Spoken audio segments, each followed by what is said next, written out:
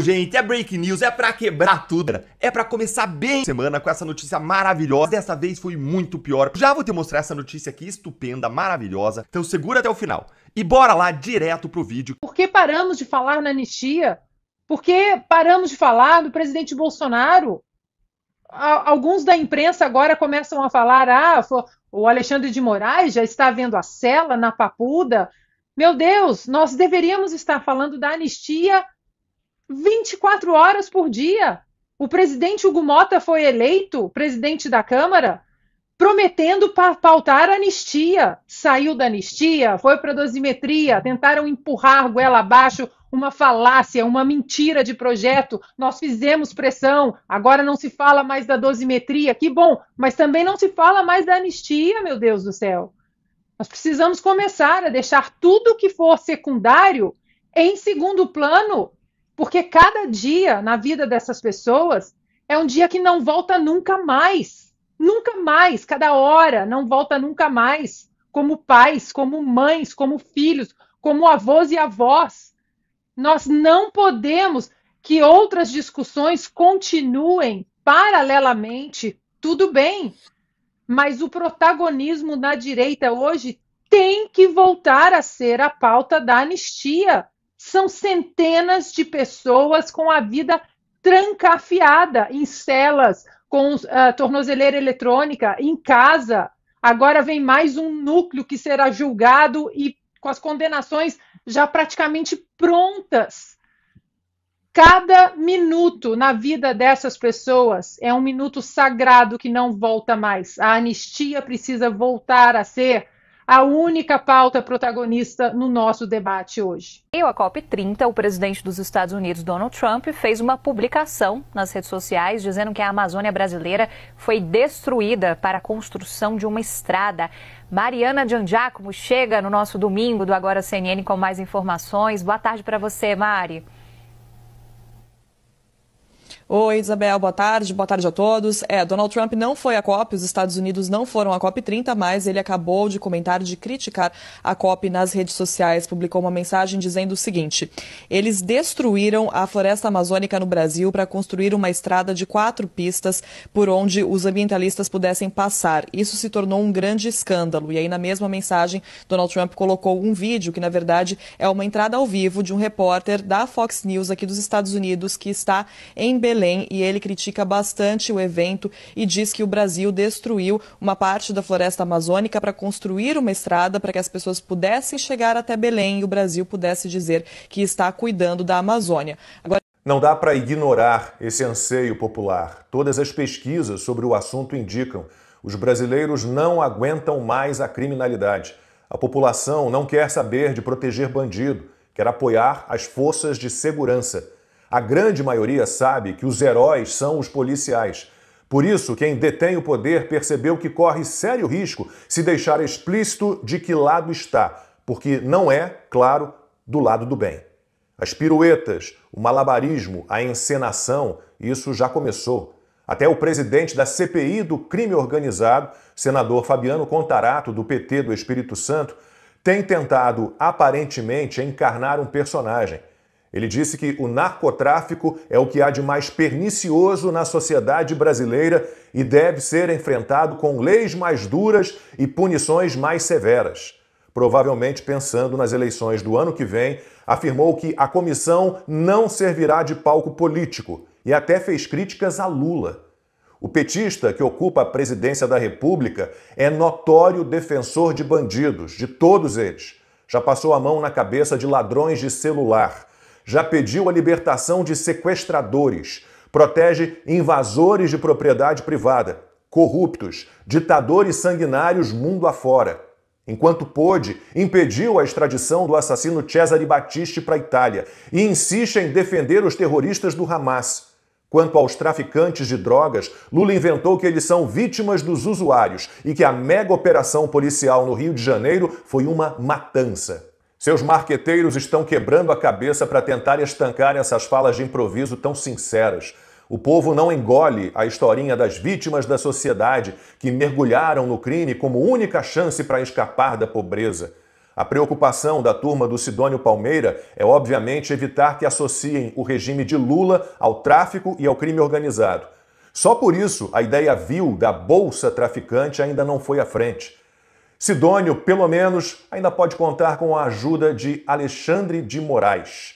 Indevidamente indicado para relator provisório da absurda DPF das favelas, o ministro do STF já se movimentou em favor dos bandidos e contra as forças de segurança. Como ele sabe que, depois da posse do novo ministro do Supremo indicado por Lula, vai ter de entregar a relatoria, encontrou um jeito de controlar o que deve ser o tema principal da campanha eleitoral do ano que vem: segurança pública. Moraes determinou que a Polícia Federal abra um inquérito permanente para investigar o crime organizado. Incrível que ninguém reclama que apenas a polícia e o Ministério Público poderiam determinar a instauração de um inquérito. A ilegalidade foi normalizada. Ninguém aponta que não deveria existir inquérito permanente, que todo inquérito deve ter uma finalidade específica, deve investigar um fato determinado. Torná-lo permanente perverte essa finalidade e transforma a investigação num instrumento de constrangimento sem fim, não de apuração. Se no ano que vem o TSE não terá Moraes como presidente, o ministro prepara suas artimanhas, também para proteger Lula. O novo inquérito seria usado para controlar o debate público e político do país. De novo, teremos censura, teremos perseguição. Se em 2022 proibiram que tratassem Lula como corrupto e lavador de dinheiro condenado em todas as instâncias, amigo de ditadores, defensor do assassinato de bebês no ventre das mães, no ano que vem, parece, nenhuma palavra sobre o petista protetor de bandidos e inimigo da polícia será permitida. A campanha de Lula vai pedir a censura de Lula.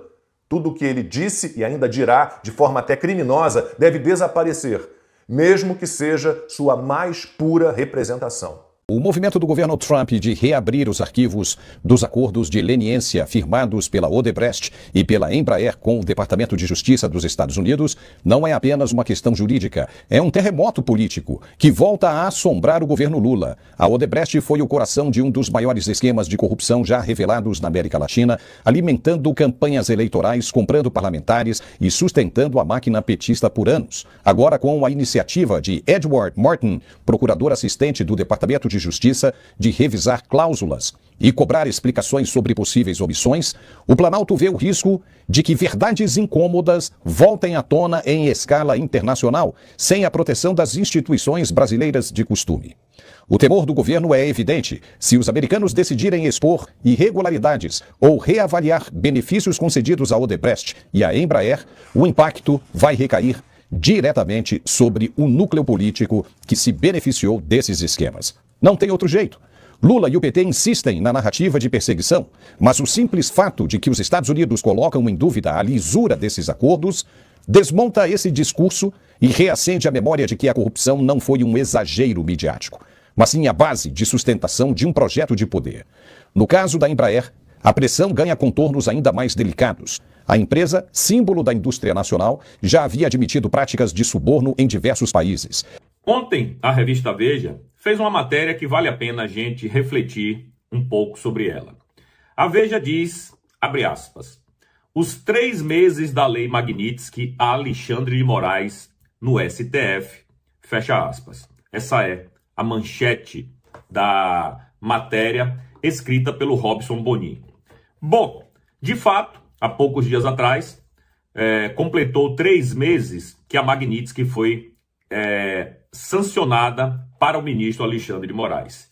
E o que de fato mudou na vida do ministro? Essa é a pergunta meio que em tom de ironia que a Veja faz. Todo mundo sabe que a Veja é esquerdista e que a Veja apoia absolutamente tudo que vem da Suprema Corte. Então, o tom da matéria do Robson Bonin é um tom irônico, quase que desdenhando das coisas, das aplicações e das sanções que os Estados Unidos fizeram contra o ministro Alexandre de Moraes. A matéria vai por aí. Entrevista outros ministros da corte que foram sancionados com a perda do visto e os ministros dizem que está tudo normal lá, não mudou absolutamente nada. E a Veja vai além. Diz que não apenas não mudou nada na vida do ministro, como ele ainda teve um upgrade, ou seja, aconteceram coisas boas na vida dele, como, por exemplo, ele condenou o presidente Bolsonaro, porque, segundo a Veja, a Magnitsky era uma espécie de pressão para que ele não fizesse isso. Ele fez. Ele hoje é o vice-presidente da Suprema Corte e já está pensando na presidência em 2027. Então, segundo a Veja, a Magnitsky é inócua, não funcionou, não vai funcionar. Bom, vamos ser realistas, né? O que é que aconteceu até agora com o ministro? Ele foi sancionado, a esposa foi sancionada, o escritório da esposa foi sancionado e também a holding que controla os empreendimentos imobiliários do ministro também foi sancionada. Mas e na prática? Na prática, a gente tem que dar o braço a torcer. Infelizmente, até o momento, os Estados Unidos ainda não exerceram a pressão que eles poderiam exercer. Os americanos não botaram a pilha que eles poderiam botar para que a Magnitsky realmente destruísse a vida financeira do ministro. E eu vou dar um exemplo. Os bancos até hoje não acatam a Magnitsky. E vai ficar por isso mesmo.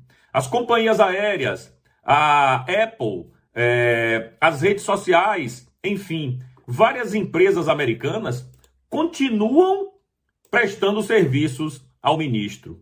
E elas não deveriam ser sancionadas também, porque afinal de contas, elas estão prestando serviço para um sancionado. Então, eu prefiro acreditar, né, que tudo isso tem seu tempo, que tudo isso vai acontecer no devido momento. Não é tudo ao mesmo tempo agora, não é tudo rapidamente, como a gente gostaria, mas que vai acontecer. Quando? Eu não sei. Mas que isso já deveria ter acontecido. Pelo menos em relação a empresas americanas, eu acho que sim. O ministro continua utilizando o Google, por exemplo, continua utilizando os seus e-mails, que são todos de empresas americanas. Então eu acho que nesse quesito aí, pelo menos as empresas americanas deveriam entender que o ministro é sancionado e não oferecer os seus serviços, não é mesmo? Como eu disse, eu espero que isso de fato aconteça o mais rápido possível. Outra coisa, em relação aos bancos, que teve toda aquela celeuma, né? Se vai acatar ou não vai, os bancos estão estudando porque isso nunca aconteceu no Brasil, etc e tal. Pura cascata, pura balela, os banqueiros não são idiotas, eles sabem muito bem o que é a Magnitsky e eles não estão atendendo porque não querem, estão pagando para ver. Ato contínuo, a Secretaria de Tesouro dos Estados Unidos enviou uma carta para vários bancos no Brasil, perguntando a eles quais foram as atitudes que eles tomaram contra o ministro Alexandre de Moraes. Essa carta tem, se eu não me engano, até meados desse mês para ser respondida. Essa é a fase 2. A fase 1 é aplicar a Magnitsky nos bancos. A fase 2, já que os bancos não tomaram providência, é enviar uma carta a cada um dos bancos perguntando o que é que fizeram em relação ao ministro. E a fase 3, a gente acredita que será a imposição de pesadas multas contra esses bancos e talvez até contra os banqueiros. Então, estamos na fase 2. Eles ainda têm até meados de novembro, final de novembro para responder. E aí, talvez, mais para frente, os Estados Unidos imponham multas pesadas contra esses bancos. Aí sim, os bancos vão aprender e entender o que é a Magnitsky aqui no Brasil. Veja bem, na Colômbia, o presidente Petro, ele foi sancionado com a Magnitsky. No mesmo dia, nem para dizer que foi no dia seguinte, no mesmo dia, a Febraban da Colômbia congelou todas as contas do Petro, da esposa, do filho, que também foram sancionados. Ou seja, os colombianos entenderam, os bancos colombianos entenderam, e os brasileiros não? Pois é. Então, assim, por enquanto, a Veja e o ministro podem estar aí cantando de galo, como se nada tivesse acontecido, porque na prática pouca coisa mudou. Mas a gente espera, pelo menos, né, que o Donald Trump tome algum outro tipo de providência, pressione as empresas americanas para que a maioria dos serviços prestados por ela, o ministro não possa utilizar. A gente só tem que aguardar para ver como é que vai ser o desenrolar dessa novela aí. Porque, de fato, vamos ser realistas, hoje a Magnitsky pouco impactou a vida do ministro. Eu acredito que isso não vai ficar assim, que Trump não é otário, não vai querer ser passado a perna pelo cara que ele sancionou. Então, ele tem os modus operandi ele tem como pressionar as empresas americanas para que elas acatem a Magnitsky. Trump ordenou a investigação contra um possível cartel para controlar o preço das carnes nos Estados Unidos. E uma das empresas que é alvo é a JBS, né? Daqui, inclusive, ó, JBS, Brasil. Vai colocar Cargill, Tyson Foods e National Beef. E o marceneiro do Metrópolis, que ele abre o vídeo não à toa. Eu podia pegar esse aqui, notícia da Globo, que saiu, já notícia em português, relatando sobre isso, mas temos que colocar o marceneiro do Metrópolis, que é para você ver o que acontece com o mau jornalista no Brasil e com maus jornalistas ao redor do mundo, que até isso o Brasil é pior.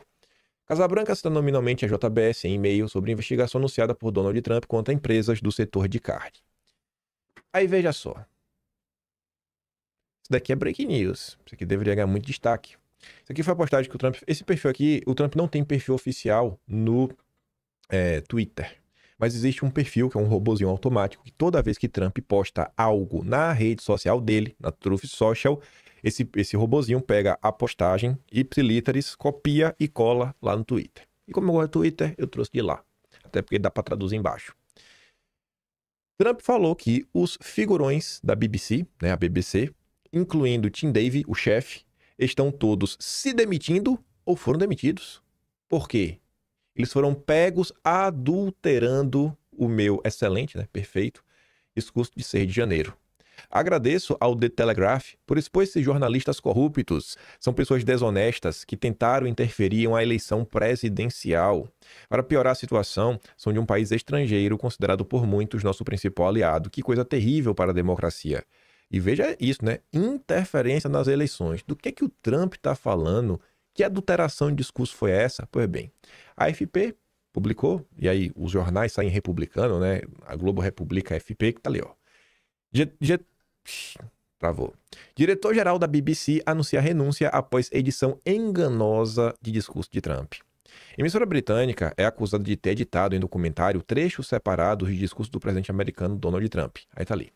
O diretor-geral da BBC, Tim Davie, e a chefe de informação da emissora pública britânica anunciaram sua renúncia neste domingo após uma onda de críticas pela edição de um discurso do Trump. Pouco depois, o magnata republicano se manifestou sobre o caso e acusou os jornalistas da BBC de serem corruptos. O caso revelado pelo jornal conservador The Daily Telegraph, na terça-feira, baseia-se em um documentário do famoso programa informativo Panorama da BBC, exibido uma semana antes das eleições presidenciais dos Estados Unidos, em 5 de novembro de 2024. E, gente, uma produção da BBC, no Brasil a gente repercute o que sai na BBC, sabe? Ainda mais que é de língua inglesa. Então, é uma peça de propaganda que cairia de mão cheia aí do Partido Democrata, dos influenciadores de esquerda, a turma aí pró-Kamala nos Estados Unidos. A BBC é acusada de ter editado trechos separados de um discurso de Trump feito em 6 de janeiro de 2021, de tal forma que ele parece dizer a seus seguidores que vai caminhar com eles até o Capitólio para lutar como demônios. Na frase completa, o então presidente, já derrotado nas urnas por Joe Biden, dizia, aspas, o que ele realmente disse: vamos marchar até o Capitólio e vamos encorajar nossos valentes senadores e representantes no Congresso. Ponto. A expressão lutar como demônios corresponde a outro momento do discurso. Se você olhar o vídeo, você vê que tem um break. Você vê, opa, tem uma edição aqui, velho. Vocês estão manipulando. Em uma mensagem aos seus colaboradores, na qual anunciou sua decisão, Dave reconheceu que o debate atual em torno da cobertura jornalística da BBC contribuiu para sua demissão. Aspas para ele de novo. Embora, de modo geral, a BBC funcione bem, foram cometidos erros. Isso é um erro? Uma tentativa de incriminação, isso é um erro? E, em última instância, o diretor-geral deve assumir a responsabilidade. E por que eu comecei o vídeo com o marceneiro do Metrópolis? Inclusive porque eu chamo ele de marceneiro do Metrópolis.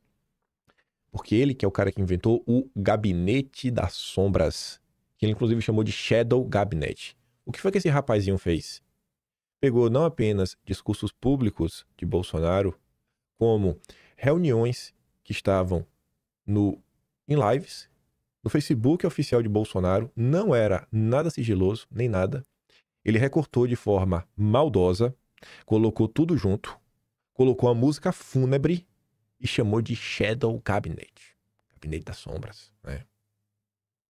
Pra quê? falar que estava sendo discutida coisas, né, apocalípticas, maléficas, sabe, impossíveis de serem ditas por Bolsonaro, Nisi Yamaguchi, né, outros médicos ali que estavam no entorno, enfim, né, dessas questões, e que pontuavam que a forma como o Brasil via lidando com o Fique em Casa era muito errada. Então esse rapazinho aqui ajudou a criminalizar Bolsonaro perante a opinião pública, manipulando e distorcendo, né, colocando trechos de forma bem escolhidinha, música, né, aquela música de filme de terror, é esse daqui, ó. Na Inglaterra, jornalista assim é demitido. Quem sabe até responsabilizado. No Brasil é promovido. Hoje é o diretor do Metrópolis, que cuida aí, né, da parte de audiovisual. Inclusive ele me chamou para entrevista e fugiu. Falou que ia me chamar na entrevista pra gente falar do Alexandre de Moraes. Eu falei, vamos. Porque ele achou que eu não ia falar, que eu não falo o nome dele. Não, a gente fala, sem nenhum problema. No Metrópolis, ainda por cima, mas vamos. Tô esperando até hoje o convite.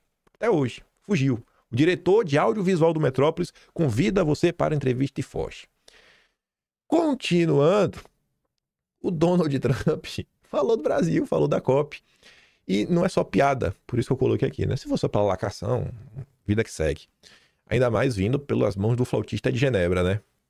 Ausente da COP, Trump critica evento e denuncia desmatamento. Na primeira declaração desde o início da COP, Trump foi às redes sociais para criticar o desmatamento causado pela construção de infraestrutura para o evento no Brasil.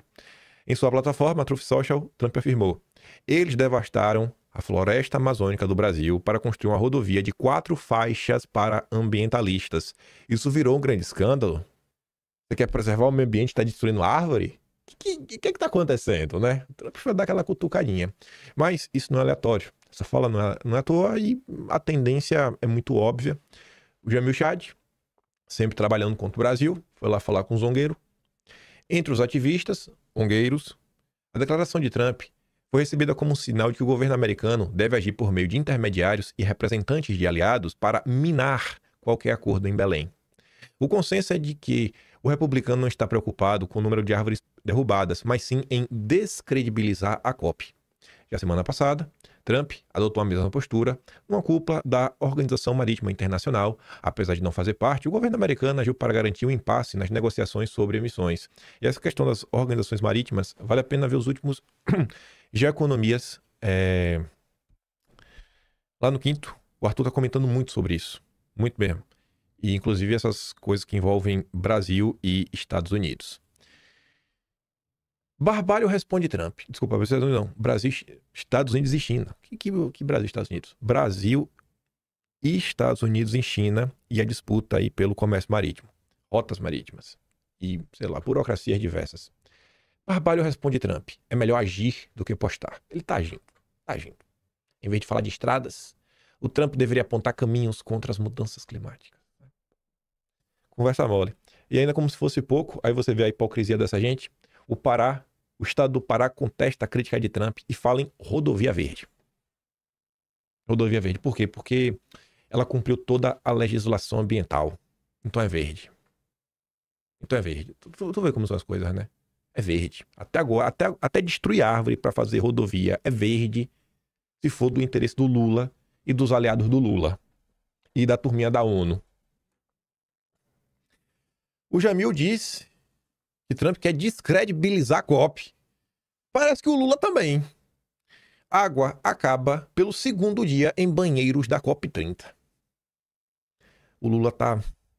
Até agora tá sendo o melhor evento do governo Lula, porque maltratando jornalista, sabe? Botando pra pagar caro na comida. Não tem água no banheiro, rapaz.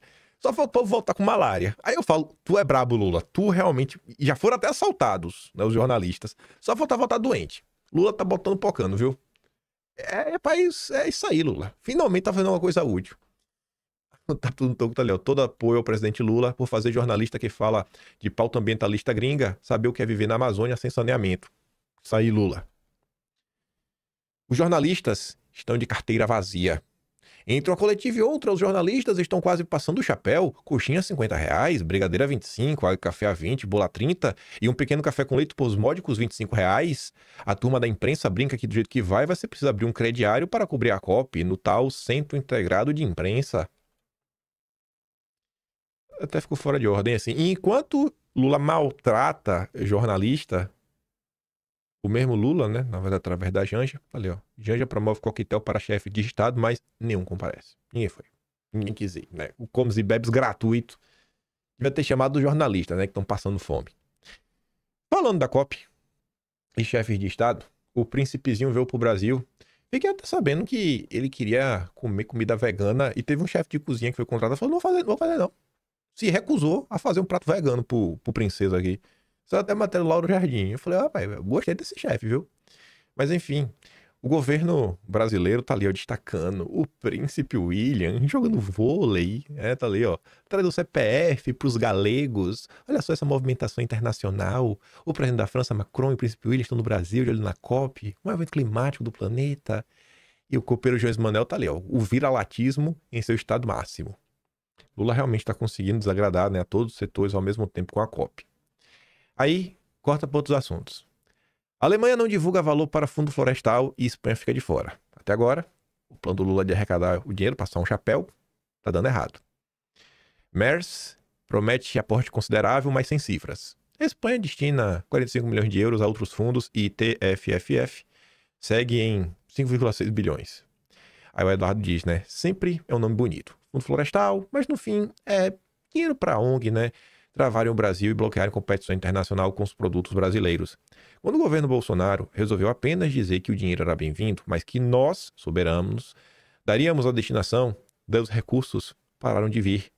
O Brasil precisa urgentemente regulamentar as ONGs e botar critérios claros e transparentes para o recebimento destes recursos estrangeiros. Não dá para imaginar que países europeus, que morrem de medo do nosso competitivo agro, sigam botando dinheiro no Brasil porque são bonzinhos e querem salvar a mãe natureza. Simplesmente não dá. COP30 alerta para risco de colapso da Amazônia e pede freios de emergência. Carta publicada às vésperas da conferência destaca que o mundo já atingiu 1,5 grau acima da era pré-industrial. A floresta amazônica está próxima do ponto de inflexão e o mundo deve investir em soluções para o documento. E o senador lá pelo Amazonas, Plínio Valério, comenta que não acredita nesse alerta. É feito por trombeteiros do apocalipse ambiental e tudo que almejam é mais dinheiro para continuarem a viajar pelo mundo e pregar suas mentiras. São os mesmos que disseram em 2010, né, que a Amazônia seria um grande areal. Enfim. E para fechar essa parte, o Brasil assumiu o protagonismo no mercado de carbono, diz secretária extraordinária da área. União Europeia e a Secretaria Extraordinária do Mercado de Carbono foi criada oficialmente na quinta. Parabéns aí pro Lula. União Europeia e 10 países sinalizaram que vão aderir à coalizão de mercado de carbono proposta pelo Brasil. Coisa boa, não é de jeito nenhum. Chamam de protagonismo no mercado de carbono. Na realidade, é o protagonismo em abrir mão da própria riqueza em nome de um moralismo importado. É só o velho plano de empobrecimento programado travestido de virtude verde. Enfim. Eu não ia colocar aqui no vídeo de hoje porque eu fiquei pensando numa coisa, mas sei lá, velho. Se for pra que reclamaram de mim, eu prefiro botar minha cabeça no travesseiro, e não é treta não, e sentir que eu tô relativamente em paz, sabe? E não é, na verdade, nem reclamar, é ficar achando que, sei lá, deixa eu mostrar aqui pra vocês, não é coisa ruim não, é porque às vezes que fica parecendo que quer ser bonzinho demais, sabe? Deixa eu mostrar, pegar qualquer postagem aqui, deixa eu ver aqui uma postagem, pronto aqui, ó. Abri aqui a postagem já da página lá. Não quero parecer humildão demais, nem nada do gênero, nem o super cristão e tudo mais. Tinha me falado desses dias, né? Tinha me falado, acho que anteontem, né? Falou, pô, o Ruizão lá até te agradeceu de novo, tudo mais, porque eu tinha dado RT numa situação. Aí eu fui lá ouvir a live lá do Rui, né? As análises que ele faz do final de semana, o Rui do PCO. Aí, gente, eu tava meio que brincando com o Saori ontem de noite, né? Saori é minha filha, se vocês não sabem. Eu via lá, tudo alegre, sabe? Bonitinha, tudo mais. Enfim, eu ainda tô no início dessa jornada que se chama ser pai, né? Minha filha não tem nem 2 anos. Mas você gosta, tem muito amor, carinho, né? A sua filha olha pra você, dá aquele sorriso. Aí eu tava lá ouvindo o Rui falar da situação, né? A filha dele tá doente. E talvez ela possa ser salva com acesso a um determinado remédio. E aí, no prezado momento, ela tá inconsciente no hospital, sabe? Então, meio que em coma induzido, tá lá administrando. E ele não tem dinheiro para comprar esse remédio. Ele não tá pedindo o dinheiro de ninguém. Ele entrou com ação para ver se a justiça consegue. E eu tava lá ouvindo a live dele e ele falando que, poxa, eles conseguiram 10 mil assinaturas, né? Na verdade, ele tá com 8.884, como vocês puderam ver. E aí meio que eu fiquei meio que me colocando no lugar dele, sabe? Eu sei que muita gente olha pro PCO e repudia, e eu acho que eu tô do lado de vocês nessa também, né? Por exemplo, quando o PCO sai em apoio à questão do Hamas, quando você lembra que o PCO também, né, quando chegou na hora do Vamos Ver em 2022, ainda achava o Lula uma opção melhor. Só que eu fiquei pensando assim, né? Eu falei, cara, e a filha dele é mãe também, né? Acho que tem 2 filhos. Pelo menos uma filha eu sei que ela tem. Aí eu fiquei pensando, né? Cara, se fosse minha filha, bicho, sabe? Se fosse Saori, eu sabendo que tem algo que pode ajudar a salvar a vida dela. E aí o Rui tava lá agradecendo até pessoas que, sei lá, já difamaram ele, fazendo coisa a ele. E ele cita assim, pô, teve até de direita, né, que comentou. E aí ele percebeu isso. E aí, sei lá, gente, eu ia falar pra vocês, se vocês puderem lá, sabe, vocês acham isso daí, tá no change.org. Acho que se você colocar no Google assim, ó, ajuda a salvar a vida da companheira Natália Pimenta. Que você faça isso daí só pra esfregar na cara dele, que seja aí, ó, tá vendo aí, ó. Na hora do Vamos Ver, quem te ajuda é o bolsonarismo. Mesmo sabendo que tu não vai mudar de opinião, mesmo sabendo que tu vai continuar sendo marxista, trotskista, sabe, pregando a revolução, e não conta o nosso valor, mesmo sabendo que tu é ateu. Mas, sei lá, fazer o certo pelo certo. Sei que tem 1001 casos no Brasil, que às vezes a gente nem comenta, às vezes tem alguém de direita passando por uma coisa, às vezes algum seguidor, mas eu nem sei se isso tá acontecendo mesmo. Mas nesse caso aqui, sei lá, me pegou, fiquei pensando nisso, sabe? Nem que seja pra... Se você fizer isso porque você se sente, mas pegou assim, velho, ficou assim ouvindo, sabe? Falei, pô, acho que o fato de você também saber quem é a pessoa, conhecer a pessoa. Aí eu fiquei pensando, cara, se fosse eu, velho, sabe? Tivesse algo que pudesse meio que salvar minha filha, eu não tenho dinheiro pra comprar, eu nem tô pedindo dinheiro. Só tô falando, pô, assina aí essa petição pra ver se a gente faz uma pressão maior. E ele tava meio que feliz, né? Tipo assim, pô, 10 mil pessoas assinaram. Aí, sei lá, dá aquela assinatura pra falar o bicho, sabe? Pelo menos assim, a gente não sabe se a justiça vai te ajudar ou não, mas pelo menos aqui saiba que tiveram pessoas neste Brasil que te ajudaram, sabe? Estenderam a mão pra você. E você, como pai, você conseguiu pelo menos, né, abocanhar esse apelo. Né? Mostrar assim, ó, você enquanto pai, pedindo aí pela sua filha, um número X de pessoas que conseguiu te ajudar.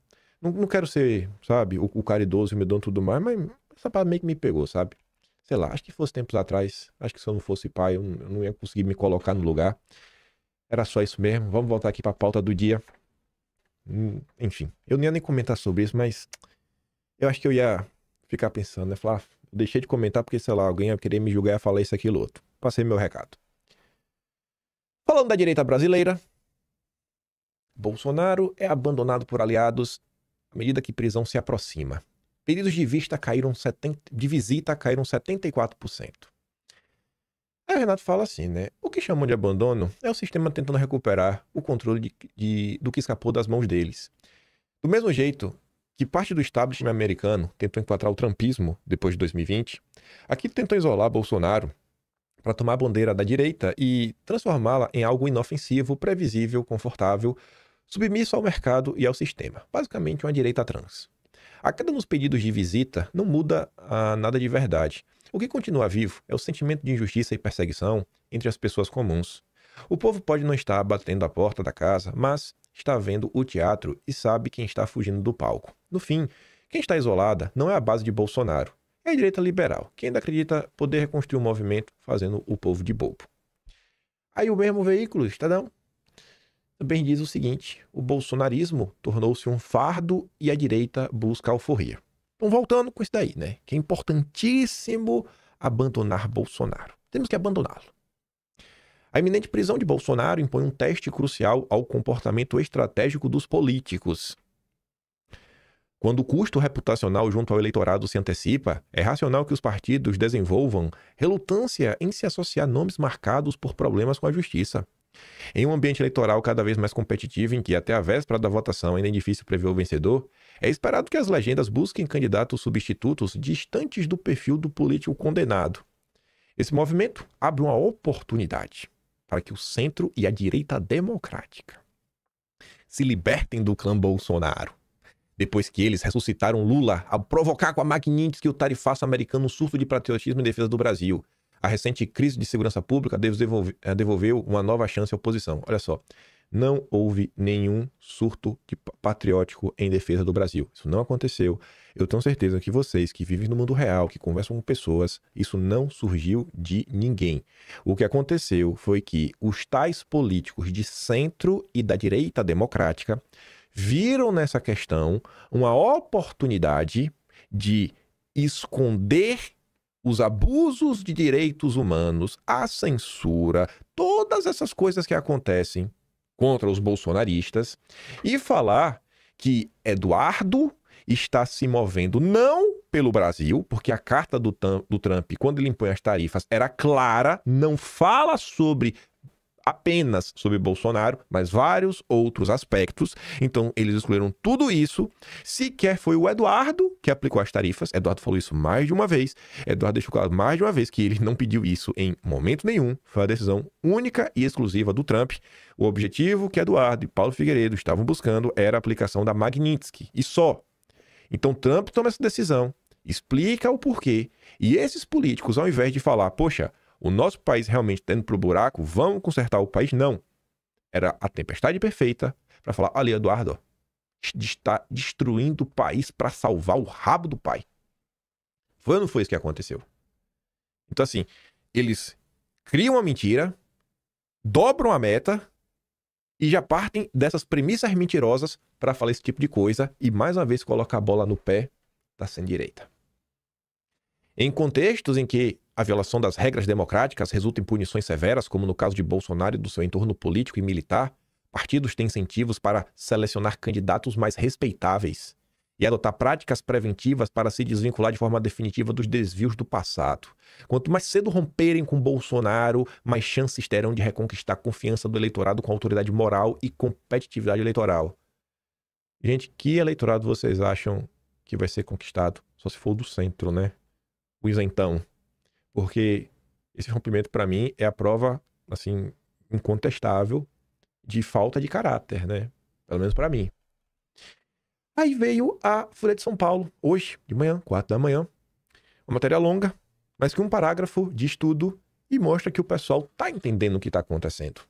A manchete é, né? Família Bolsonaro mantém liderança digital após racha em Santa Catarina. E colocou no subtítulo 2 itens. Bolsonarismo enfrenta dilema entre pragmatismo político e o discurso ideológico divide apoiadores nas redes.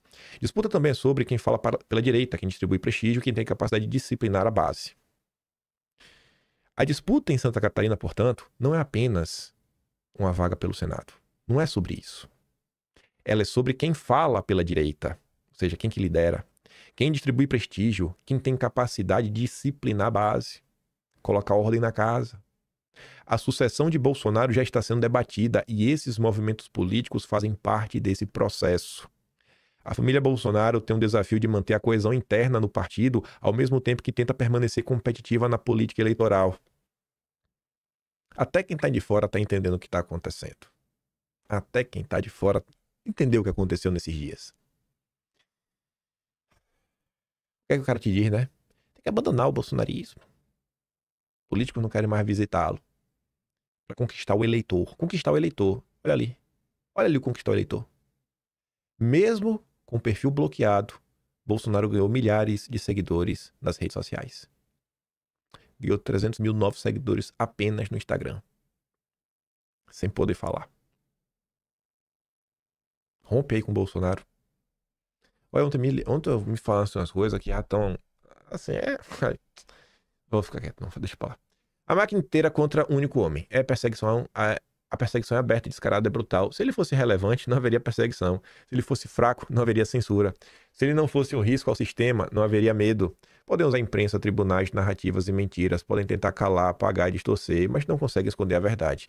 O Brasil já entendeu o jogo. Pois é, Elisa. Aí vem o Estadão de novo. Eduardo Bolsonaro acumula brigas com aliados e insiste em candidatura presidencial, relembra atritos. Eu não coloquei a matéria aqui, mas se tu quiser tu vai lá olhar. Tu acha que essa matéria, esses atritos, contou por que Eduardo entrou em conflito? Ou colocou Eduardo como vilão em todos os episódios? O que é que tu acha que aconteceu? Pelo que tu conhece do Estadão. Esse grande veículo... Saudade de falar Estadão, veículo golpista. Aí outra, parceria com a Veja. o apelo de aliados para que Bolsonaro rompa o silêncio e controle os próprios filhos. Os filhos estão atrapalhando. Nossa. Os filhos estão atrapalhando, né? Os filhos estão atrapalhando. Os filhos estão mantendo o bolsonarismo vivo. Estão impedindo a passagem de bastão, né, Eduardo? Esses caras são uns brincalhões, pô, só pode. Se é da vontade dos ditos aliados, bastam eles próprios aprovarem a anistia, ué. Que tanto medo de soltar Bolsonaro, né? O homem tá inelegível. Ao menos poderiam ter a mínima decência de não aprisionar senhorias inocentes que estão, né, pagando pato. Mas sei que isso é pedir muito para psicopatas e gente sem caráter que usa de prisões injustas para alcançar seus desejos políticos. Aí tem mais uma coisa, né? Eduardo briga com seus aliados. Entre conflito. Lá vai Eduardo. Só aproveitar aqui, eu vou botar o link aqui do negócio aqui na descrição, só para facilitar. Mas tá aqui, ó. Eduardo briga com seus aliados. Eduardo Bolsonaro enlouqueceu. Tá falando bobagem, abobrinha. Tá lá nos Estados Unidos, longe da realidade, fez uma lambança gigante quando ele defendeu o tarifaço do Trump. Foi um grande equívoco que ele cometeu, tá perdendo tempo de ficar calado. Eu respeito muito o presidente Bolsonaro, deu uma grande contribuição. Na minha opinião, tá sendo injustiçado. Agora, o filho dele está falando merda lá nos Estados Unidos. Caso o governador de Mato Grosso não tenha lido, a carta do Trump fala que o tarifaço é por conta da perseguição que Moraes tem liderado contra Jair Bolsonaro, o líder que ele acabou de citar, seus familiares e seus apoiadores. Ele também diz que tem um problema com as Big Techs. Lembra que o Moraes expulsou o X do Brasil? E para finalizar, ainda critica a falta de transparência na nossa eleição. Lembra que o Moraes presidiu a nossa eleição de 2022? Então, senhor Mauro Mendes, se o senhor não tem coragem de chamar as coisas pelo nome, não me culpe pela sua frouxidão, porque se eu tô hoje aqui vivendo no exílio é por causa de políticos bostas igual o senhor, com essa opiniãozinha que vende pro público, né, a responsabilização dos outros pela sua falta de coragem. E aí, os nossos inimigos, os ditadores, ficam confortáveis para expandir o seu poder. Eu faço um desafio a você. Que tal movimentar a sua base de parlamentares a favor da anistia para soltar o líder que você falou aqui? Porque não vai adiantar ficar com esse discursinho falando que sou leal a Bolsonaro, sou fiel a Bolsonaro, quando a sua conduta não condiz com o que você fala. Porque para o senhor está sendo muito conveniente, né? O Brasil seguindo os passos da Venezuela ou da Nicarágua, onde presidenciáveis opositores ao regime são presos. E aí, Mauro Mendes, vai fazer o quê? Vai aceitar o meu desafio ou vai continuar só no discursinho, no gogó de político? Pois é, né?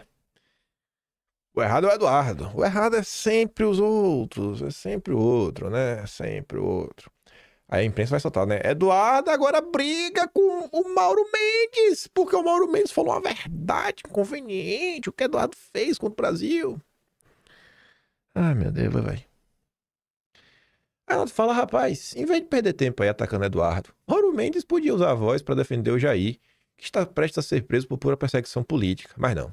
Preferiu o caminho confortável, né? Agradar Brasília, a imprensa e a tal direita Pix.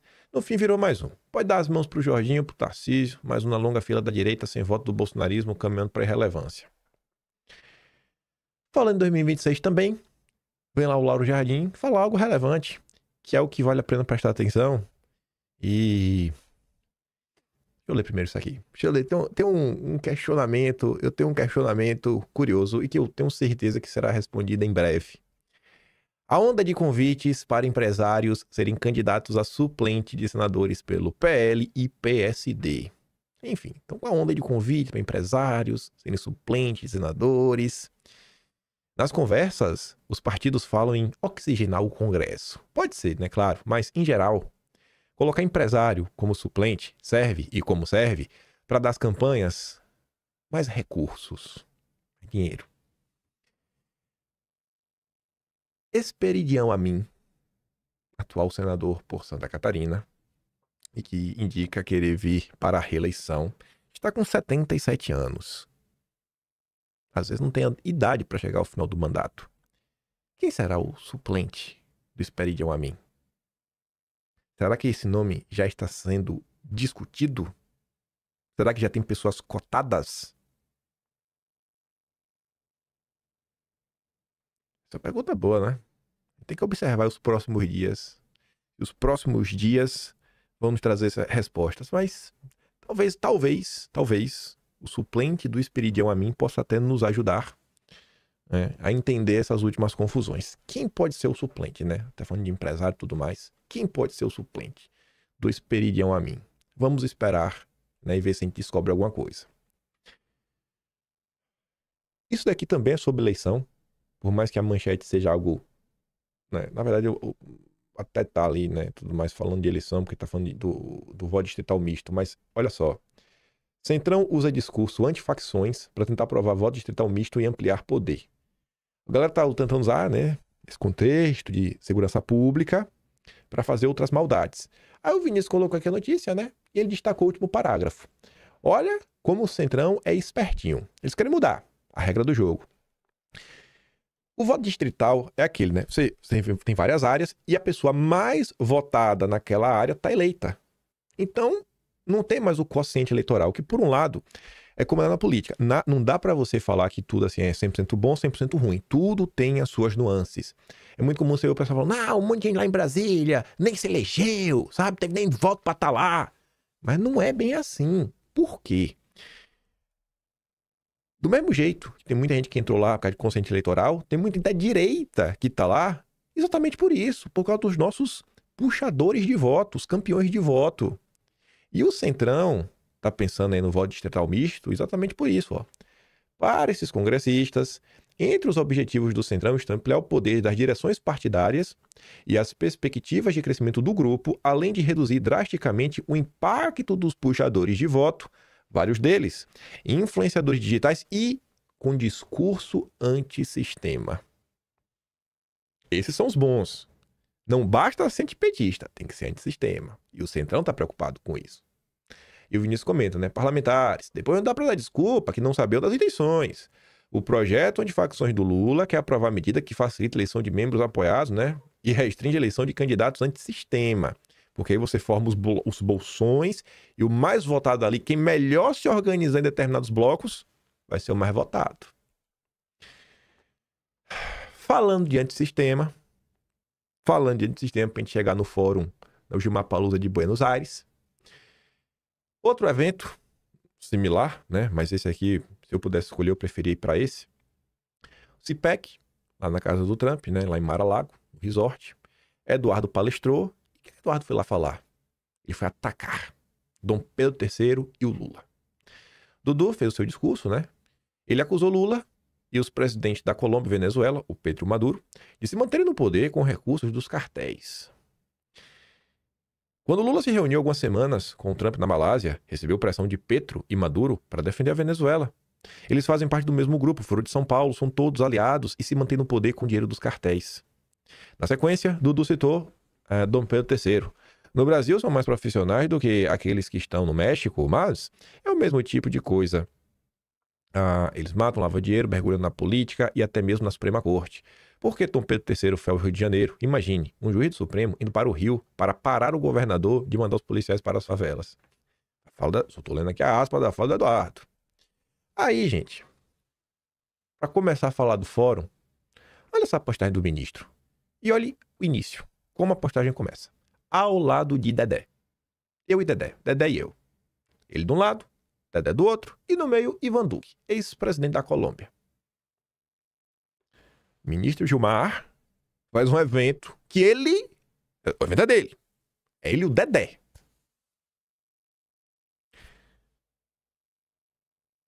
Eu acho que às vezes é difícil para você explicar... Assim, quanto mais distante da política, mais difícil é você explicar as coisas. Porque a pessoa está longe da política. E quanto mais perto da política, mais fácil é de explicar. A pessoa que já está no meio do caminho, que não está totalmente alienada, mas não é um gênio, né? O cara que sabe tudo da política. Se essa pessoa está na direita, eu acho que ela já entendeu que o Lula não é bacana. Mas o judiciário também tem problemas. E talvez essa pessoa, né, tá aqui ouvindo nesse momento, talvez você já se deparou em algum momento onde as pessoas fazem críticas a Farinha Lima, né, aos liberais, ao mercado. Olha quem tá com o ministro Gilmar, o Dedé, que até hoje não me contratou. Até hoje eu recebi e-mail do BTG para me contratar. Você entende? Sabe, é aquela coisa que assim, você não precisa nem entender assim os pormenores, como se dá algumas coisas. Mas, gente, a Faria Lima é o pilar financeiro de sustentação do regime. O regime não é uma pessoa, não é só um grupo, sabe? É como se fosse uma indústria, que tem setores, né? Tem a controladoria, tem a gerência, tem o financeiro, sabe? Tem a segurança... Tem tudo, aí vai ali. E aqueles setores daquela indústria trabalham para manter o Brasil do jeito que está. Então, quando o pessoal fala assim, ó, você pode não conseguir entender a fundo, mas esse tipo aqui de coisa devia te acender um alerta, né? Rapaz, parece que realmente tem alguma relação entre os banqueiros da Faria Lima, o judiciário e Lula, né? Tem uma triangulação aqui que eu não consigo explicar, mas algo estranho não está certo. Só você entender isso já tá bom. Aí nesse evento, inclusive, durante essa palestra, uma das pessoas aí que está sendo perseguida pelas questões do Rio de Janeiro, ele foi lá, pediu a palavra, falou contra Dom Pedro III, mas até elogiou o Gilmar Mendes e falou que ele agradece, né, por deixarem ele falar. Foi educado, né, falou ali, falou o que tinha que falar e foi obrigado aqui pelo espaço, né, pela democracia de eu poder falar. A cara do Dedé, tu vê o vídeo, o Dedé tá dizendo assim, o Dedé tá sem entender nada, o Dedé, rapaz, o que é que tá acontecendo aqui, né? Imagina o Ivan Duque. Mas enfim, Andresa Matais foi nesse evento. O que vi no Gilmar Palusa, Buenos Aires. Estamos vivendo uma época de desordem. O mundo está vivendo a época mais perigosa para a democracia. Ah, meu Deus, a democracia, ela tá sempre em risco, né? Ai, análise de Daniel Zovato, diretor regional para América Latina e Caribe do International Institute for Democracy and Electoral Assistance, encontra os pensadores da nossa época, pensadores, com visões mais ou menos alarmantes, todos concordam em um ponto. O quê? A sociedade chegou ao limite com as instituições. E em qual sentido, né? Tá por aqui, ninguém aguenta mais as instituições. A ponto de já aceitar abrir mão do direito de se manifestar em troca de qualquer regime que garanta o mínimo necessário para sobreviver com dignidade. E aqui não tá falando a gente que aceita a censura em troca disso. Seria basicamente o seguinte, a gente aceita, ao longo da matéria fica mais claro, qualquer governo populista de extrema direita, autoritário, que nos ofereça realmente viver com dignidade. Aí ela vai explicar mais ou menos agora, né? Na Argentina, a inflação. No Brasil, 30 milhões de pessoas sem acesso à água. Em ambos, a corrupção reforça a sensação de que é cada um por si e de que não vale a pena ser um cidadão de bem. Descrente, o eleitor passou a testar alternativas. Bolsonaro, Milei, né? Já ilustram isso. Ambos acederam ao poder sob a promessa que resolveriam os problemas do país, mas não na lentidão da democracia. Apesar dos exemplos, convém destacar que essa não é uma prerrogativa exclusiva da direita, nem da política.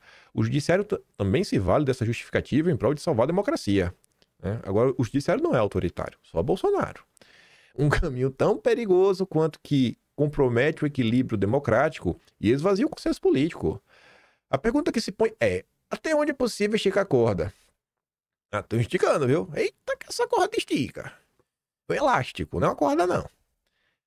O Ivan Duque, ex-presidente da Colômbia, trouxe números para dimensionar o desafio. 70% dos habitantes do planeta vivem em regimes autoritários ou híbridos, isto é, nem plenamente democráticos, nem totalmente autoritários. O Brasil e a Argentina se enquadrariam, segundo ele, neste último grupo, marcado pela erosão democrática. Mas o grupo é de Bolsonaro, viu? É Bolsonaro que atacou a democracia.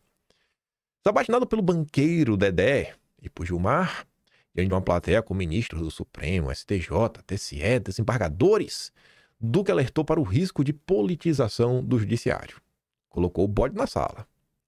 Regimes populistas, observou, frequentemente tentam cooptar ou capturar o sistema judicial, utilizando-o para perseguir opositores e blindar aliados. A perda de imparcialidade do judiciário e sua politização abre caminho para o autoritarismo e para a erosão das instituições. Eu acho que o Ivan Duque deveria conhecer um pouquinho melhor o Brasil, sabe? Essa fala aí, ou pelo menos da forma como a Andresa Matais está colocando, eu acho que ele não está fazendo o diagnóstico direito. Acho que são regimes de esquerda, né, que fazem isso. O diagnóstico foi reforçado por Domingos Farinho, professor assistente da Faculdade de Direito da Universidade de Lisboa. Ele ressaltou que o judiciário interfere na política porque os atores eleitos perderam a capacidade de decidir. Não perderam a capacidade. O judiciário interfere porque não aceita a vontade popular. Porém, quando passa a ocupar de forma duradoura funções próprias do Legislativo e do Executivo, compromete o equilíbrio democrático e esvazia o consenso político. Hugo Mota já havia tocado nesse ponto na abertura do encontro. A radicalização, a antecipação do debate eleitoral interfere no nosso trabalho. Lula diz que é candidato à reeleição, o Supremo julga Bolsonaro, o tarifaço, as sanções. Está muito difícil encontrar consenso. A era Mota se viu diante mais do que nunca da democracia digital. As redes sociais estão acelerando a crise de confiança nas instituições. Ou será que as redes sociais estão mostrando pela primeira vez, sem a manipulação e desinformação da Globo, o que realmente acontece no país? Né? Aí, né, segundo a Andresa Matais, aí está incentivando a radicalização. Será, Andresa? Ou será que é o contrário? As pessoas estão ficando revoltadas porque estão descobrindo a verdade. desinformação e ataques aos freios e contrapesos democráticos. Diante desse cenário, o que é que fazer, né? O que fazer? O que é que tu acha que é a resposta? A resposta dessa gente é a mesma. Erramos ao demorar para regulamentar as redes. Ou seja, é censurar, censura tudo. Não podemos errar ao demorar para regulamentar a inteligência artificial. Defende Laura Mendes. Parece que é parente do ministro, hein? O desembargador Humberto Dalla, do TJRJ, chamou atenção para o direito à realidade diante da tecnologia sem limites. Ninguém mais sabe o que é o não verdade. Vocês não sabem o que é verdade, né? Tá bom, não sabe não. É mesmo, esses caras capazes de acreditar em meme. No mundo em que se aplaude a malícia, é fundamental formar bons seres humanos. Tu vê como essa gente é arrogante e petulante? Eles se acham bons seres humanos e vocês são os maliciosos. Um jovem que aprende a ser autônomo será imune ao radicalismo, ao ódio e à polarização, propõe o presidente da Colômbia. Eu desafio encontrar alguém que mostre mais visões de mundo diferentes do que eu, viu? Vocês não querem autonomia, vocês não querem que o povo pense, vocês querem coleira. Vocês querem controle. Aí, fã de erosão democrática, né? O Ivan Duque tinha que ter comentado sobre isso daqui, ó. Dom Pedro III e Zanin votam para tornar Talhaferro réu sob acusação de vazamento de mensagens. Aí a Sarita fala, peraí, ele é réu por vazamento de mensagens e não por fake news, né? Ou seja, sinal que o Dom Pedro III está assumindo que as mensagens são verdadeiras, inclusive aquelas que envolvem a perseguição aos pré-definidos em função de duas opiniões políticas, né? Ele não é por fake news, é por ter vazado. Ah, meu Deus, aqui cadê a erosão democrática? Tá entendendo? É por isso que aqui vem a radicalização, né? A rede social ajuda na radicalização. É a rede social, né? Aí, falando de radicalização, erosão democrática, e puxando alguma coisa nos últimos dias, é o que eu falo pra vocês, né? Esses bastiões da direita, eles adoram falar, né? De vítimas, de pessoas que são seus amigos, que eles conhecem há muito tempo. Desde que essa pessoa seja famosa e ele vai ganhar alguma coisa, né? Falando bem dessas pessoas. Mas eu fico olhando, né? A perseguição sei lá, como defender, né? Intensa que eu vejo ocorrendo dia sim, dia também. Qual a diferença disso daqui pro que o Ayan fez? Baianinha. Vocês conhecem a Baianinha, né? Sabe quem é que mandou um beijo pra ela, né? O amiguinho dela. E continua te atacando hoje. Manda pra ouvidoria de processo do TSE Supremo. Estão adicionando junto aos auxiliares de assessoria do Flávio Dino para a composição a mais do processo. Estão rastreando esse tipo de atitude e cooptando mais arrobas nesse conceito. Vou te enviar os métodos de encaminhar. Já sou cadastrada lá. Você pode se cadastrar também.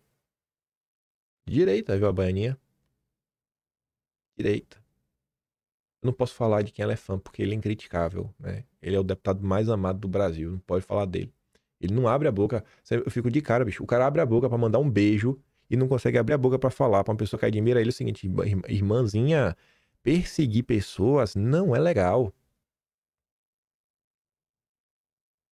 Isso é direita, né? Aqui não vai aparecer ninguém pra falar desse tipo de postura. Ninguém. Nenhum influenciador que vocês conhecem vai falar. Aí tá ali, ó. Ela é dona do Incorrupt, né? O Supremo tinha que ver isso. Já disseminaram bastante mentira. Vão da Pamela. Da Pam, que vez ou outra eu coloquei um tweet dela. Querem colocar a Pam na cadeia, né? Aí fala, estão vendo. Ou seja, sinal que estão denunciando, né? Aqui ninguém vai falar nada. Ninguém vai falar nada. Ninguém vai falar nada, né? Ninguém vai falar nada. Tudo bandido. Aí olha essa. Essa é a Pam. Aí, ó. Eu nem lembro. Eu realmente não lembrava que ela tava aqui. Eu realmente não lembrava. Pronto. Essa é a Pam, né? Querem colocar a Pam na cadeia. Isso aí pode, né? Ai de você que reclame. O Kim Paim e o Quinto Excremento estão utilizando Eduardo Bolsonaro como já usaram o pai dele. Querem a parte mais adestrada do bolsonarismo, fazendo tudo o que eles mandarem quando o Bolsonaro estiver preso e o Eduardo banido no país. E vão entregar tudo na mão do Aldo Rebelo da China. Tu vê o tipo de coisa que a gente tem que lidar, né, no dia a dia. Aí eu fico assim, rapaz, como já usaram o pai dele. Eu nunca nem pedi uma entrevista pro Bolsonaro. Porque eu sempre assim, falo, peraí, não vai, sabe? Não vou incomodar. Tenho certeza que ele me daria uma entrevista. Nunca pedi nada. Ô, Jair, compartilha uma coisa. Nunca fui, velho. Usando meu pai dele, rapaz. É de doer. E aí, mais uma vez, só pra mostrar pra vocês o método. Como descobrir que tem algo errado, né? A Sarita postou uma postagem da Emília. O perfil chamado ali, ó. Doutor Helias PC. Fala assim, ó. Sou seu fã, mas aquela frase. Estratégia ruim me fez repensar muita coisa. A prioridade agora é o Capitão Expresso do 8 de janeiro. E aí a Emília dobra a meta. Se as estratégias que o nosso movimento adotou tivessem sido boas, Bolsonaro estaria hoje sentado na cadeira da presidência e eu poderia continuar fazendo meu trabalho de formiguinha sem precisar lidar com a horda de haters que entram em surto toda vez que me escutam falando alguma verdade óbvia. Ou seja, né, Bolsonaro foi preso por estratégias ruins. Ela dobra a meta. Aí a Sarita fala, recebi da esposa de um preso político. Ela estava bem desgostosa por essa resposta. De fato, decepcionante. Por favor, senhores parlamentares, não abandonem os presos políticos. Aí vem um perfil falar, né? Eu trouxe por causa desse perfil. Essa resposta não é abandonar. Em uma simples constatação de um fato, somente isso, errada ela estaria se estivesse inventando falácias do tipo que a anistia estaria vinculada à vitória de Ricardo Nunes para prefeito de São Paulo. Ninguém nunca falou isso. Eu não conheço ninguém que falou isso. Aí a Sarita fala, né? Previsível. Ela vai no perfil da pessoa, pesquisa pelo termo frouxo. É uma das pessoas que acusa Bolsonaro de ser frouxo, vagabundo, safado e tudo mais. Você vê aqui, ó. Juiz de garantias foi a emenda do PSOL e foi sancionada pelo imbecil do frouxo. Só se for no Pix, né? Do frouxo. No C-O-O-L, né? Aí você lê como é que eles falam no português, no frouxo dele. Ir pra Paulista pra ver um frouxo, mais uma vez, frouxanar? Não, obrigado. É o mesmo padrão, bicho. Sempre. Sempre é incrível. E aí tinha dias que eu queria falar sobre isso. E eu acho que hoje realmente casou. Porque a gente tá falando do quê, né? A gente falou do Jair, da galera abandonando o Jair, da galera não dando nenhum apoio. Assim, não existe. Quantas pessoas vocês viram, sem brincadeira, nos últimos dias, dessas pessoas mais famosinhas e deputados, darem destaque ao fato que Eduardo, mais uma vez, pôde participar de um evento, né? Lá no CIPEC, no resort do Trump. Palestrar, falar do Lula, falar de Dom Pedro III. Quantas pessoas vocês viram, né, dando destaque para a reunião do Eduardo com o Viktor Orbán, presidente da Hungria, que ainda gravou um vídeo em apoio a Bolsonaro? Sério mesmo, se fosse outra pessoa, gente, será que não ia ter um pouco mais de compartilhamento? A gente fala, pô, parabéns, etc. Existe uma verdadeira espiral do silêncio. Ninguém fala nada. Nada. Tem o André, que é lá de Sinop, que até falou umas coisas pro Chiquinho lá atrás. Eu até mostrei a coisa dele do vídeo. Ele é de Sinop e ele tava aí, rebatendo o Mauro Mendes. Eu até gravei um vídeo na internet. Lembrei aqui da cabeça pra falar, né? Quantas pessoas vocês viram também rebater essa questão do Mauro Mendes? Você vê, ninguém liga, velho. Deixa lá, velho. Deixa lá, sabe? Deixa lá, tá falando mais do Eduardo. Quem sou eu pra defender? É bom que queima a família Bolsonaro. Enfim, estão falando disso de antissistema, da direita, né? Do que acontece, esse processo todo de aliados ou a falta de aliados. Eu acho que é um bom momento para relembrar uma coisa que eu comentei ano passado e que eu acho que acho que ela envelheceu bem e talvez, acho que com vários eventos acontecendo, eu acho que talvez hoje fique um pouco mais fácil de entender e realmente absorver a ideia. Entender o conceito e ver que eu acho que isso daqui realmente pode ser útil. Sabe? Politizar as pessoas. Eu usei essa imagem para falar o quê, né? Uma árvore boa dá bons frutos. Uma árvore má dá maus frutos. Seja uma árvore boa. E aí eu comentava isso lá atrás. Isso aqui eu comentei ano passado, em outubro. A gente estava nessas confusões de eleições e tudo mais. E eu falava, basicamente, gente, o que é ser um bom aliado? Na minha visão. E o que é não ser um bom aliado? Na época lá em outubro, quando se fala dos intergalácticos, eu falava, para o que é ser um bom aliado e o que é ser um intergaláctico? Só como eu copiei, eu deixei os mesmos termos, as mesmas menções. Eu falo para vocês direto, a coisa assim, pessoal. Essa frase, se concorda 80% comigo é meu aliado, é balela. Porque essa frase não tem como ser verdade. Não tem como essa frase ser verdadeira. Sabe por quê? Porque você não sabe o que é 100% do que você pensa. O que é que você pensa sobre pesca? Porque existe a Secretaria de Pesca. O que é que você pensa sobre pesca? Então como é que a gente pode falar? Você não sabe nem o que você pensa sobre pesca. O que você pensa sobre liberar ou não caça a capivaras? O que você pensa ou não caça em javalis? O que você pensa ou não sobre, sei lá, estudo de sementes transgênicas? São temas que você talvez nunca nem parou para pensar. Então como é que você sabe se uma pessoa pensa ou não 80% igual a você? Então assim, tá, se essa frase é ruim, né, porque não dá pra quantificar, não tem como você colocar essa frase, é uma frase de efeito. É uma frase, não, esse cara, é pra passar a impressão que se duas pessoas, na concepção superficial, são aliados. Eu acho que a gente precisava usar um critério melhor. Eu quero propor um critério melhor do que uma frase vazia do 80% igual. Que é o seguinte, né? O que é um bom aliado? E me digam se essas coisas aqui são mais fáceis de quantificar, de notar, de perceber, sabe? De apalpar e falar, cara, eu consigo notar essas características nas pessoas, e até no meu redor, na minha família, nos meus amigos. Então eu coloquei o seguinte, né? Que obviamente está no contexto da política. O que faz um bom aliado? Ele participa ativamente do embate político. Esse aliado está presente em campanhas, em debates, mobilizações, mostrando compromisso com a causa, a enfrentar diretamente opositores e sustentar a posição do grupo em público. E por isso que eu tava frisando, né? Poxa, ninguém fala do Eduardo, cara. Ninguém rebate o Mauro Mendes, as difamações que o Jair sofre, as perseguições que os apoiadores do Jair sofrem, ninguém fala nada. Vocês não queriam ao redor de vocês pessoas assim? Que participa mesmo, chega junto, tá do teu lado? Isso aqui não é uma característica de um bom aliado? Depois, monta a base de apoio. Ele trabalha para fortalecer a estrutura política, construindo coalizões, organizando o grupo, reforçando a unidade, criando uma base sólida que impulsiona o crescimento e a estabilidade do movimento. Isso aqui não é uma coisa... Pô, você não queria um aliado que faça isso? Ele traz soluções viáveis. Em vez de apenas levantar problemas, o aliado útil sugere soluções práticas e trabalha para implementá-las, contribuindo ativamente para o avanço do grupo. Isso aqui eu comentei principalmente, né, com o contexto de eleição, que aí o pessoal... E também tinha Twitter banido e tudo mais. Aí tu imagina, né? O que faz um bom aliado? Cara, ele organiza eventos. Ele age para dar visibilidade ao grupo em diferentes públicos, criando eventos, palestras ou debates que aumentam a exposição, credibilidade, atraindo possíveis novos apoiadores e aliados. Será que isso foi sendo feito nos últimos tempos? Quando eu penso no Eduardo Bolsonaro, o Eduardo Bolsonaro trouxe o CIPEC para o Brasil, né? Organizou o CIPEC Brasil.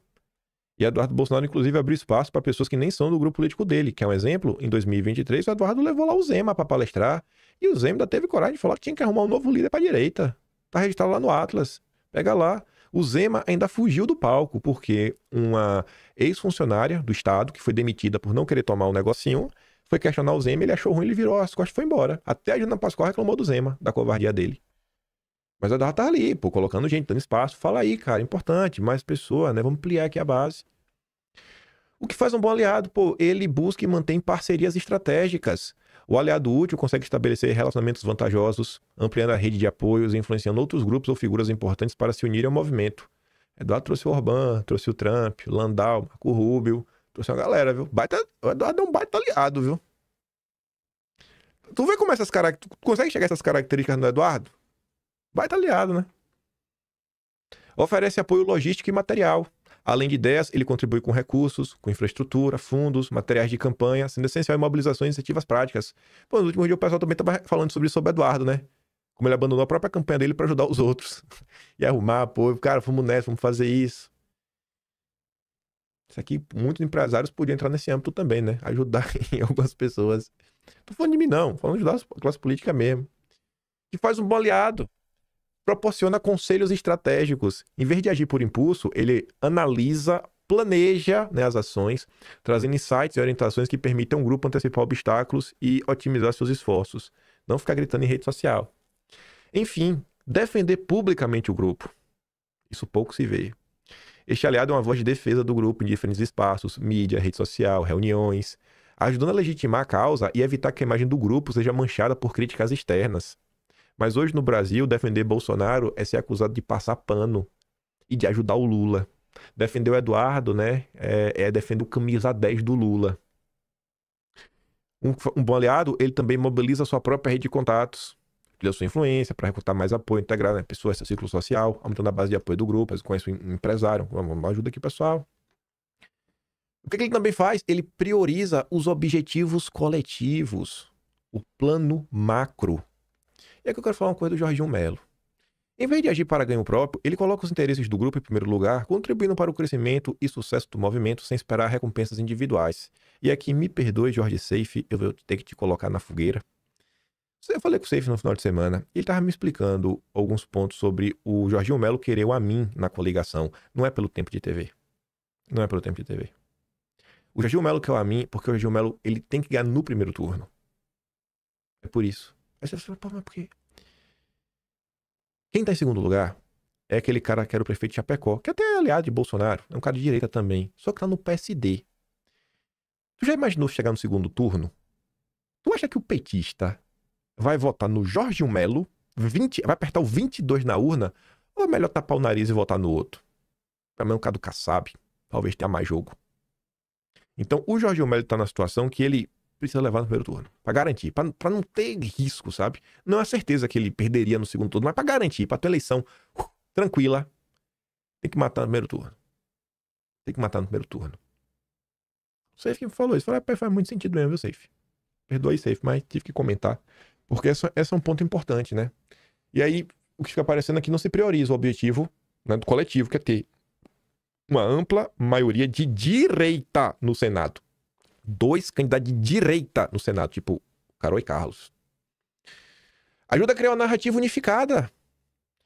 Esse aliado, né, é um catalisador na criação de identidade, mensagens claras, essenciais para inspirar a base e atrair novos apoiadores que compreendem e se identifiquem com a causa. Isso aqui é muito bom quando tem um projeto, né? Fica mais fácil da gente conseguir defender todos iguais a mesma coisa. Também age como mediador. Nos momentos de conflito interno, ele se dedica a resolver desentendimentos, preservando a união e ajudando a manter a coesão do grupo diante de possíveis divergências. Você consegue quantificar isso aqui? Isso aqui, gente, você colocar ela assim na mesa, não é mais só falar, se concorda 80% comigo, é meu aliado. Cara, o que é concordar 80% igual? O que é 80% igual? Não tem como. E aí, lá atrás, eu colocava no que seria o intergaláctico, que seria o aliado ruim. Declara apoio, mas faz críticas frequentes, né? Diz estar apoiando, mas está constantemente apontando falhas, erros, sem oferecer alternativas úteis, criando atritos e dificultando o progresso. Bolsonaro errou pelas suas estratégias ruins. E quais eram as estratégias boas? Não é? É fácil falar isso, né, Emília? Falha em entregar resultados concretos. Ao contrário do que promete, ele não realiza ações concretas em prol da causa, mostrando a postura ineficaz que atrasa o desenvolvimento do grupo. Tipo, melhor perder em pé do que ganhar de 4. Vamos dar todas as comissões para o PT, né? Não ia ter Mike Benz. O PT ia estar fazendo tudo, tipo assim, ele tá utilizando a posição à frente na Credem para oficial dos Estados Unidos, fazer todo um trabalho, convocar embaixador, falar pro mundo, sabe? Suprimir toda a voz da direita, mas melhor perder de pé do que ganhar de 4, né? Resultado concreto não tem, só discurso. Usa discursos que desgastam a imagem do grupo. Bolsonaro quer blindar a família, quer mata pros filhos. Esse discurso acho que atrapalha, viu? Perdeu, tá preso aí porque foi burro, estratégias erradas. Mesmo apoiar, né, ele traz críticas que dão brechas para oponentes explorarem, enfraquecendo a imagem do grupo perante o público. Dá preferência a interesses pessoais. Não precisa nem explicar isso. Recusa-se a tomar posições difíceis. Foram, no mínimo, 9 dias intensos de treta. E ninguém queria se posicionar, não. Poucos se posicionaram, viu? Poucos. Contribui com informações vazias ou ineficazes. Ao invés de propor soluções, apresenta ideias desnecessárias que dispersam a atenção do grupo e criam confusão nas ações. Por fim, né, age como oportunista. Ele se alia ao grupo em momentos de visibilidade ou ganho próprio, abandonando assim que as circunstâncias não mais favorecem o seu interesse pessoal. Mauro Mendes estava lá na manifestação, com o Jair, pra bater foto. Fala, vota em mim, eu sou bonitão também, eu apoio o Jair. Mas não. Aí o Eduardo já começa a descolar. Escola do Bozo. Ausenta-se em momentos de crise. Aí tem vários. Critica publicamente o grupo. Ele fala mal do grupo fora do círculo interno, colocando a imagem e os objetivos em risco, especialmente se feito em espaços públicos. Enfim, aqui eu acho que termina esse último erro. Simula colaboração para manipular o grupo, né? Seu apoio é falso, usando informações internas para manipular, desviar e influenciar decisões em favor de terceiros para benefício próprio. Gera mudanças de rota constantes. Ele traz ideias divergentes do que desviam o grupo de seu propósito inicial, forçando o grupo a reavaliar seu plano constantemente, pedindo o grupo de um avanço linear E aliado fantasma. Ele raramente participa ou se engaja, mas tenta aparecer como figura relevante em momentos de vitória, aproveitando os méritos do grupo sem ter contribuído realmente.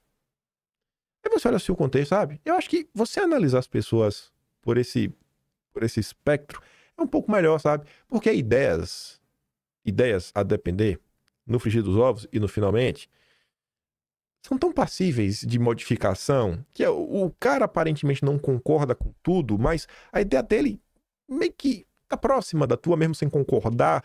E no momento que uma das duas ideias for possível de avançar, um vai estar apoiando o outro, sabe? Abriu uma brecha que dá para ir por esse caminho. Pô, é melhor do que o do PT, então vamos por aqui. Por mais que eu não goste de tua ideia, por mais que eu divirja de você. Então, assim, acho que política, no final do dia, é feita de pessoas. Pessoas. Né? E eu acho que boas pessoas dão bons frutos. Né? Então, assim, eu acho muito difícil pessoas boas terem ideias ruins. Pode ser assim, até que a ideia for ruim, não vai ser ruim de propósito. E é algo que vai dar pra consertar. Não é aquela coisa malvada mesmo, sabe? Que já faz de maldade. Que tu sabe, por exemplo, regulação das redes vindo pelas mãos do PT. Tu sabe que vai te censurar, velho. Tu não tem dúvida disso. Vai me censurar. Se Bolsonaro tentasse fazer alguma coisa, você fala, pô, o que ele vai fazer aqui? Ainda que fosse algo ruim no final do dia, a intenção não ia ser censurar as pessoas. Por que isso não foi feito durante o governo Bolsonaro? Consegue me compreender? Enfim, isso é o que eu tinha para abordar hoje. Vamos ver o que a semana nos reserva. Se gosta do meu trabalhinho, quiser ajudar um pouco mais, posso estar membro do canal, tem um botão de valeu, tem um Patreon aqui na descrição. Vou colocar também o link lá da questão do Rui. E tem um Atlas brasileiro, kimpé.com.br. Eu vejo vocês amanhã. Fiquem com aquele grande beijo, abraço, tamo juntos. Valeu, meus amigos. Fui!